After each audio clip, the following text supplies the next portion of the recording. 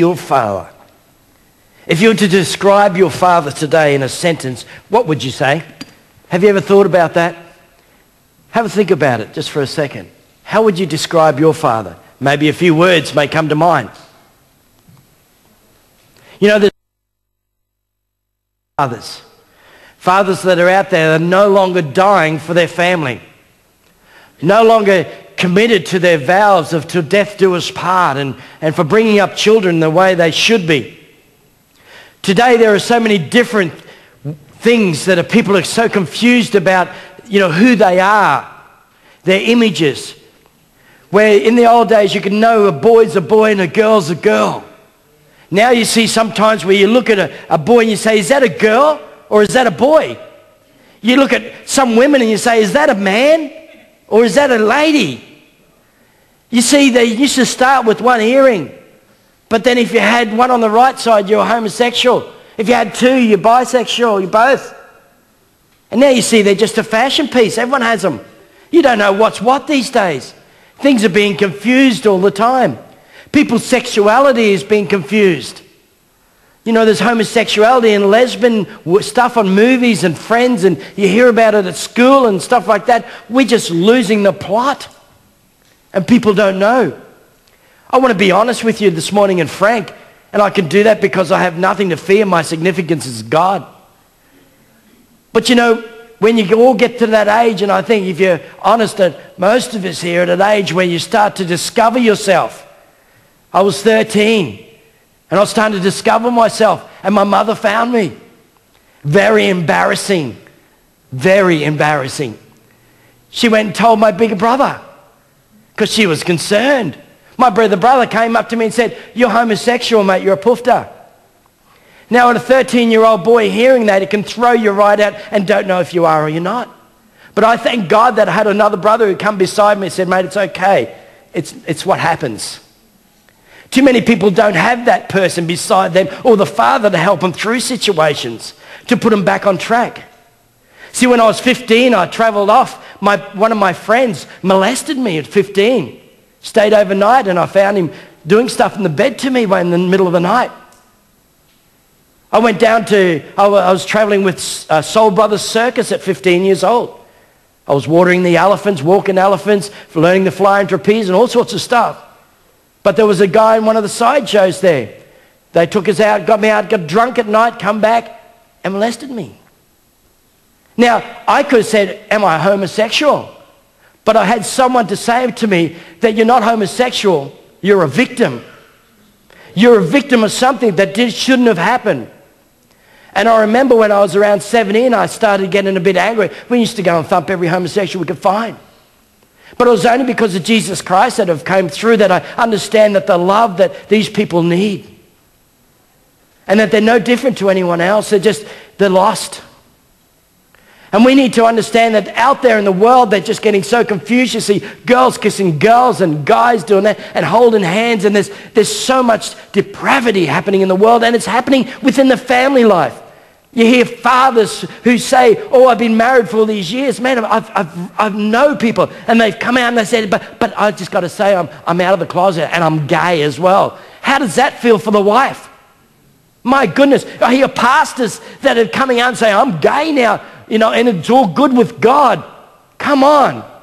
This world is going down, and it's time that we stand up as good parents and good fathers and be who we are. There's so many people lost out there. They don't take responsibility anymore. The fathers leave and there's welfare because of it and stuff like that, because they won't stand up and be the men that they're called to be the real man. Too many take away the responsibility of the house and give it to the headship to the lady because they are weak, or they've always been put down all their life and they've never really made a choice and a decision to come above that. And it frustrates people. It frustrates the wife. It frustrates the husband if the woman's so strong that tells the man to get back in place. Today's a day that we need to reflect on this stuff and get back to the Bible and do it God's way. But not only that, today what I want to do is I want to talk about, how God is to us, what love is to God. See, Moses would die for his people. Moses, we learned last week, he interceded for his people and said, I would rather be blotted out than you kill these people. Continuously he would do that. We don't see that a lot. Jesus did the same for his people. We don't see people standing up and saying, I'll take a bullet for them if I have to. You know, I was looking at a TV show the other night. It was a medical show, and this lady, she had a little baby, and the baby needed a liver, was it, love? I think it was a liver transplant. And they couldn't get one. So she said, I'll give part of my liver, it'll grow back, but I'll give part of my liver. And the husband pretty well said goodbye to his wife because they didn't think she would pull through. And she knew it, but she was willing to give her life for a child.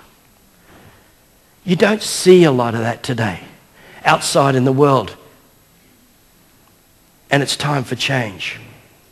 See, there's a distorted view of fatherhood because of abuse, verbal abuse, physical abuse, or emotional abuse that's happened.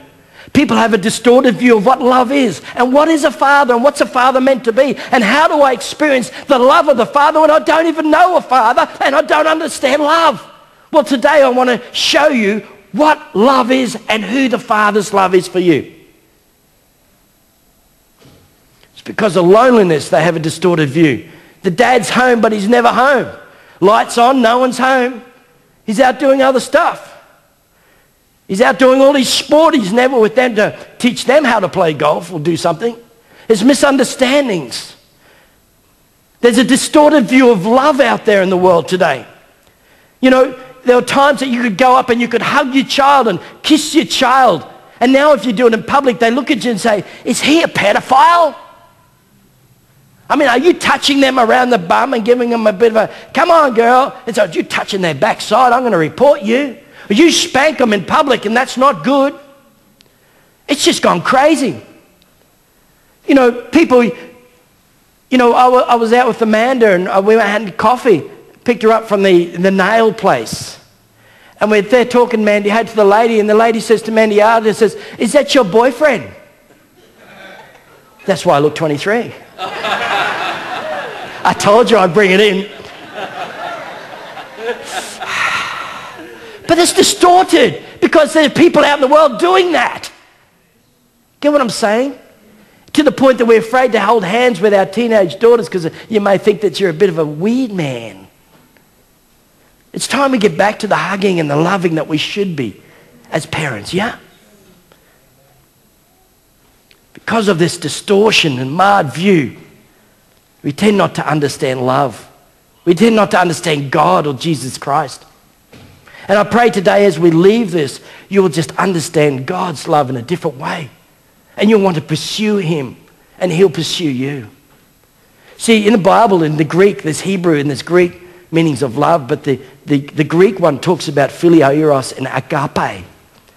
Philios love is the friendship love. Slap you on the back, you're my mate, we'll do this. What you do for me, I'll do for you. We're just friends. Then there's the eros love, which is the sensual love. It's the excitement love. And then there's the agape love, which is the strongest. It's the commitment love, the die for you love. That's the love that Jesus did for us on the cross. And the three together go together in any relationship, healthy relationship, in a marriage.